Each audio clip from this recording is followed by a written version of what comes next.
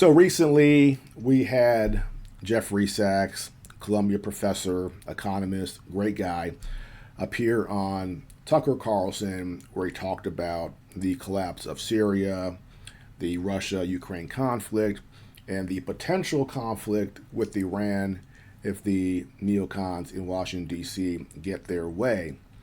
And it was a fantastic episode as usual. Everything he does is great. But there was one part of the interview in particular that I want to focus in on. And this is where he brings up a 1994 PBS interview with Henry Kissinger, a former Secretary of State, and the former U.S. ambassador to the Soviet Union, Jack Matlock. And in this interview or discussion, they are debating whether or not NATO should expand. And the reason why this is interesting is that in 2024, we are often confused as to why certain events are happening, and our government would want us to only pay attention to what has happened since, say, February 2022.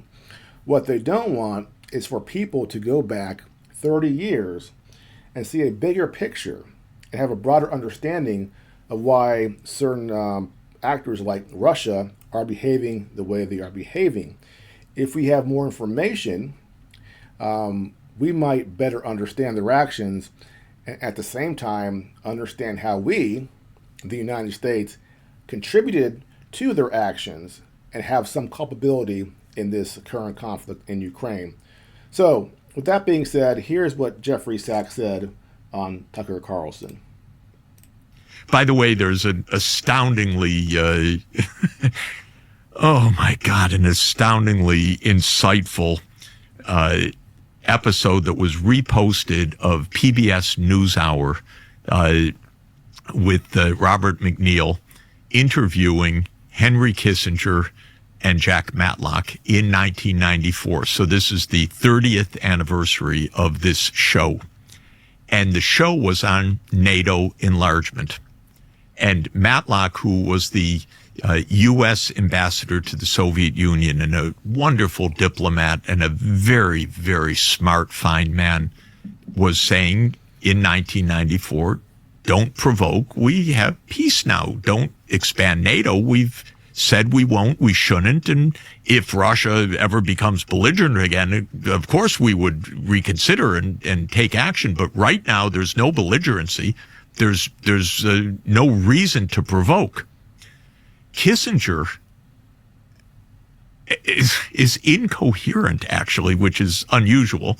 But Robert McNeil kind of can't even fathom what Kissinger's saying until Kissinger finally stumbles out with the statement, and I won't get it exactly right, but he says something to the effect, if you can't provoke Russia when they're weak, how are we going to provoke them when they're strong?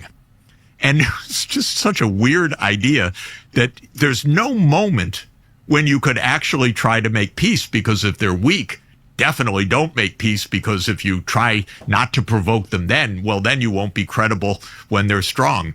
And so the idea is you always must be aggressive. So Kissinger was saying in 1994, of course we need to expand NATO. And yes, Russia won't like it, but they're weak now, so they can't resist. Okay, so I have that clip from PBS 1994. It's about an 8-minute clip. And Kissinger, because of his accent, he wasn't born in the United States. He's a little hard to hear, so I apologize for that. But yeah, he goes through and he talks about Germany, Poland, NATO expansion.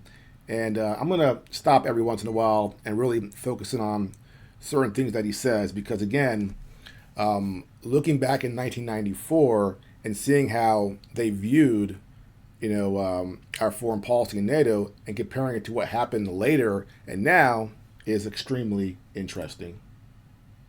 So, Mr. Matlock does not see a need to press for expanding NATO to those countries at the moment. What do you see? The basic problem is as follows. The reason the Germans are interested in the expansion of NATO is that the border of NATO now is at the eastern German border, which doesn't happen to be threatened because that's the border with Poland. If there is a threat, and we can argue whether there is or not, it is at the Polish border it's on the eastern Polish border. So it is sort of senseless to have a guarantee for the borders that are not threatened and no guarantee for the borders that may be threatened.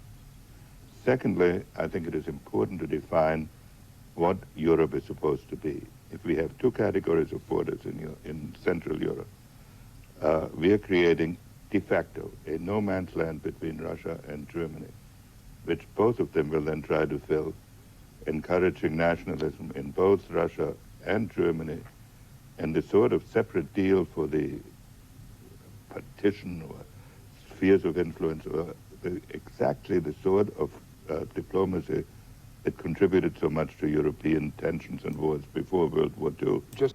So I find that interesting. So anything that doesn't have NATO becomes a no man's land where both sides will try to have influence.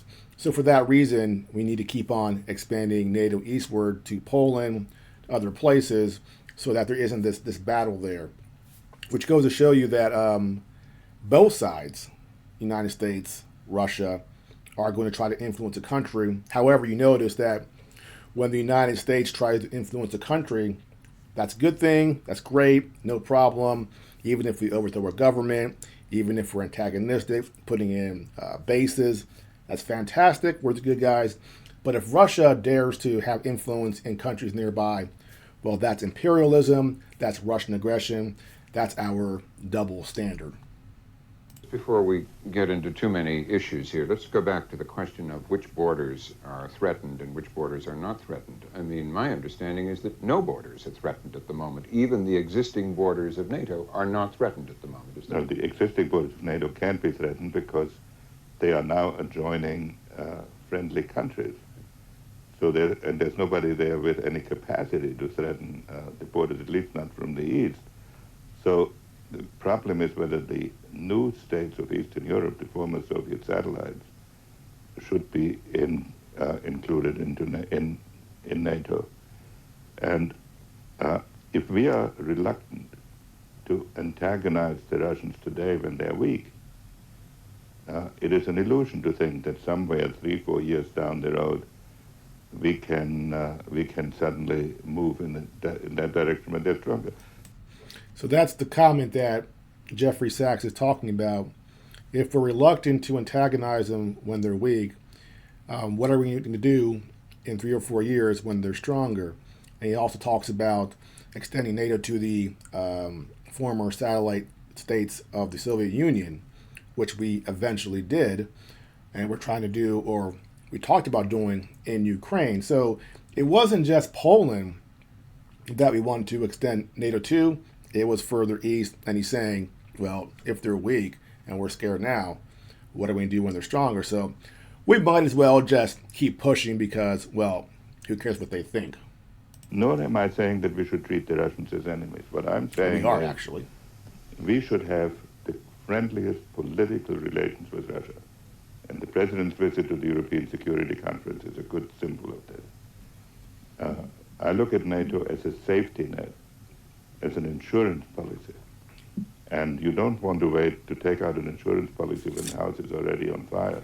But you say, why take out the insurance policy when there's no threat of fire right at the moment? Is that? Yes, it seems to me that clearly Russia could be a threat in the future. No one can deny that. But Russia now is weak, disorganized, and despite the unfortunate rhetoric, which is worrisome, they don't really have the ability to threaten. Which American secretaries of state and spokesmen and others continue to say is mostly for domestic consumption. I think that is true. Nevertheless, it's worrisome, and we should respond to it. But the fact is, it seems to me, we would probably have close to a decade to respond to the successive steps it would take. Why is that? Spell that out for a moment. Well, I think right now their economy is in shambles. Their army and their whole military establishment, though it has a lot of weaponry, is not really organized that it can effectively threaten someone else. They have not been able for the last 2 years to cope with the rebellion in one of their own provinces, in Chechnya, which we'll be talking about later. Now, it seems to me they're simply not in a position to threaten their neighbors in a military sense. And if they started to, we would have time to. That is my contention, and it seems to me that we should make clear the sort of things which, if they should do, we would feel compelled to take countermeasures, and I think that would be a considerable deterrent. Now, I find it interesting talking about the disarray of the Russia in the 1990s. Of course, they were, in absolute disarray. The economy was obviously non-existent. Well, not non-existent, but they were going through privatization. This is when all the oligarchs started popping up, and they were stealing tens of billions of dollars from the country. Alcoholism, unemployment, suicide rates were all really high. It was a bad time for Russia. And they had no real way to threaten NATO, as you just said. They were in disarray. They were having problems quelling rebellions in their own provinces, Chechnya. So why keep on pushing NATO toward them if they're no threat? And even now in 2024, they went into Ukraine to try to secure those two provinces where they had the Russian speakers and the ethnic Russians. And their army was actually kind of pitiful. They couldn't really, they couldn't secure it. And even now, 2.5 years later, they're still fighting the Ukrainians. They're nowhere near Kyiv. Now, are they ultimately going to get those 4 provinces that they took? Yes. But when you hear Western politicians and generals saying that Russia is a threat to march across Europe, they're going to go to Ukraine and then Poland, it is absurd. Based on what? Based on what? That was never their intention. If Vladimir Putin was intending to try to take over Poland and reestablish the Soviet Union, well, his army was absolutely pitiful, and it took them 1.5 years of reorganizing and rebuilding their army just so they could push the Ukrainians out of those provinces in the southeast of Ukraine. So the idea that Russia is this grave threat to Europe is simply just, the evidence does not show that. Why do you disagree with that logic? Why provoke the Russians now by extending NATO closer to them, which would imply that the West thought, that Russia was going to become a threat? Good first question is, why should they be provoked? If we say an attack on Russia is an attack on the whole Atlantic community. An attack on Russia? And an attack on Poland is an attack on the entire Atlantic region. I don't see why that should provoke them, especially since we could make military. We have, for example, in Eastern Germany, we have military arrangements whereby no non-German troops go beyond the Elbe. We could make similar arrangements for Poland, that no non-Polish troops will be stationed on Polish territory. So then so what we would be extending is a security guarantee that places Poland strictly into... But why would we need to do that? Let me stop it right there. This is 1994, before Poland was part of NATO, and he's talking about how we're going to have maybe an arrangement where there's no U.S. troops stationed in Poland as to not antagonize the Russians. Well, what has happened since then? We have the expansion of NATO to Poland, and we have all of our military bases all around this area here in Poland, in Romania, right now where we have the 101st Airborne. So all of these things that Kissinger is suggesting that we might do to not provoke the Russians, well, we did not listen to that. We expanded NATO to Poland, to Hungary, to Romania, Bulgaria, these other areas. So that suggestion by Kissinger didn't happen. We certainly kept extending things. And here's here's the map of NATO extending to the border of Ukraine. And in 2014, as soon as we overthrew the government there, we put in, according to the New York Times, 12 CIA spy bases on the Ukrainian-Russian border, and we also have 46 biolabs in Ukraine. So, in 1994, we're talking about extending NATO to Poland, and being careful that we don't provoke. And not only did we do that, but we also extended NATO to Hungary and Slovakia, Lithuania, to the north of Belarus, with 2 other countries there.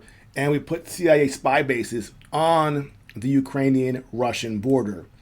That sounds pretty freaking antagonistic to me. Remember, there were reports of a single Chinese observation spy base in Cuba, and our neocons freaked out, saying that was a provocation, that was unacceptable for China to have a base in Cuba in our sphere. In fact, it was Marco Rubio, who is now who will be the Secretary of State, that was making the most noise about China having one base in Cuba, with 60 miles away from Florida or whatever it is. That might not be right, but we put 12 CIA spy bases on the Ukraine-Russian border, and we say, oh, why are you antagonized? Relax. We're not provoking you, Russia. It's preposterous. Because if we don't do this, we will create, as I've said before, 2 categories of borders in Europe. We are creating a no man's land, and because the reluctance to do that can only indicate that we are not. Let's have the map up so everybody can follow this. Where you see this map? Where is the no man's land? Would it be? It would be Poland, the Czech Republic, Slovakia, and Hungary. What you have in yellow on this map would be the no man's land, in which both Germany and Russia would try to influence. For example, Yeltsin, in his speech to the General Assembly at the UN, made 2 points. Point 1 was that anything east of that yellow shaded area was connected to Russia as blood brothers. That's really important. I'll stop there. Yeltsin said that anything east of those countries there were connected to Russia as blood brothers, meaning that do not mess with those countries. And of course, like I just showed you, what countries are those? That's Ukraine, Belarus. Don't mess with that. And what did we do? We went and messed with those countries. And in 2008, we talked about expanding NATO to Ukraine.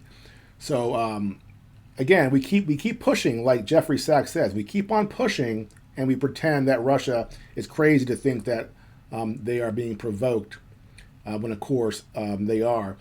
And another interesting thing here that Kissinger says is that, again, it's a no man's land. Countries that are not in NATO become a no man's land where both sides try to influence them. And I think that sort of goes contrary to the idea that NATO is strictly a defensive alliance. That's all it is. Relax. It's defensive alliance. Don't worry. Don't be threatened by that. But again, he's admitting if there's not NATO there, then Russia might try to have an influence, and that state or area becomes a battle zone. So NATO is not just a defensive alliance. It is really intended to shut Russia out of parts of Europe. That's what it's there for. And clearly, that's what we've seen. That's what NATO has done. And that's why when it came to Ukraine, big no-no, could not happen. As Yeltsin said, Ukraine is so close to Russia that it would be impermissible. That's Belarus and Ukraine, and strongly Moldavia. implied that no outside influence was permissible there. Not permissible then there said, in those beyond countries. This, we should get used to open spaces.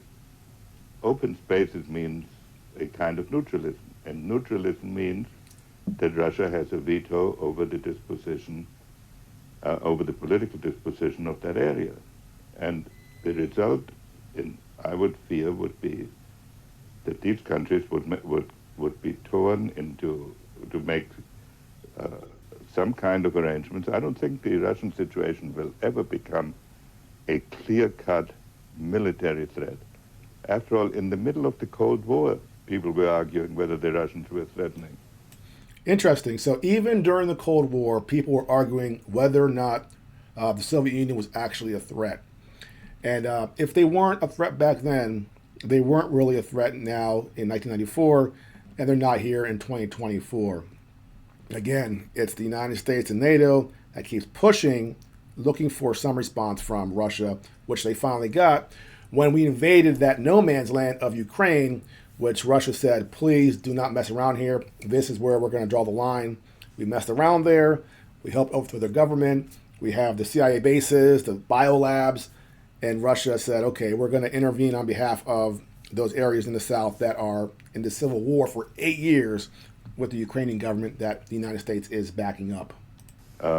And Well, let's get Jack Matlock's answer to that unless those countries that we just saw are included in NATO, it'll be a vacuum in which both Russia and Germany and others will want to have influence. I really don't see that would be more likely to happen if they are not members of NATO than if they are members of NATO. We don't feel that it's necessary to have Austria or Switzerland or Sweden in NATO. They don't feel the necessity. That doesn't make the Russians or others the arbiters of their political decisions. I think that if Poland and the Czech Republic and Slovakia and Hungary, all of them can develop stronger economies and a sense of national strength, that's going to be a sizable deterrent to, you might say, to Russia competing there. So far as competing for influence, there'll be a certain competition for influence anyway. There is one other factor here that we seem to be forgetting, and we did, though it was not a legally binding assurance, we gave categorical assurances to Gorbachev back when the Soviet Union existed, that if a united Germany was able to stay in NATO, NATO would not be moved eastward. And, you know, I think that the current Russian government is very clear. So we would be, but that assurance was given to the Soviet Union. That is right. It is not a legally binding, but it was, you might say, a geopolitical deal. I know, and that's a funny thing here is that the people who wanted to push NATO further east always point out that there was no binding agreement, so it doesn't matter. But what Jack Matlock is saying here is, yeah, but it wasn't binding, but there was a real gentleman's agreement here that we were not going to keep pushing NATO east. We're going to stop. And of course, we didn't do that. As Kissinger said, they're weak. So why not keep on going? And that's exactly what we did.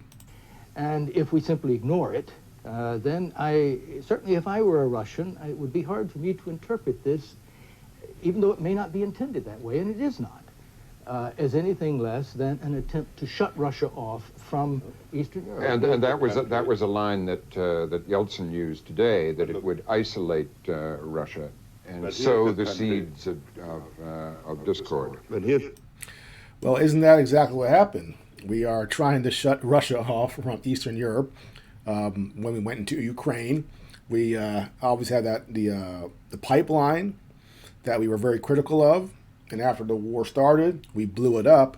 So we were trying to isolate them, and now we have forced the Russians to work closely with the Chinese, the Iranians, and we really have split the world in half between the BRICS countries and the United States and the West. So, interesting clip from Kissinger, Jack Matlock, as Jeffrey Sachs pointed out. And again, the reason why it's interesting is that although governments change, we can see the continuity, administration to administration over the last 30 years. Different presidents come and go, but our foreign policy stays the same. And that's why I termed neo-continuity. It always stays the same. And the challenge that Donald Trump has when he becomes president is, can he break this? Can he stop this this neocon policy that's been in place now for decades? And can he bring peace? Or will he be sunk by these neocons and continue these war efforts and allow them, these neocons, to stay in power and keep on pushing our foreign policy, which is really just driving insanity in this world. I'm really frightened what might happen if they get their wish and we start a war with Iran. That would be absolutely disastrous. And as Jeffrey Sachs pointed out in the interview, we are very close to midnight nuclear war. And of course, nuclear war means we are all screwed. Well, that is it for now. If you are new to my channel, like and subscribe, and I'll see you next time.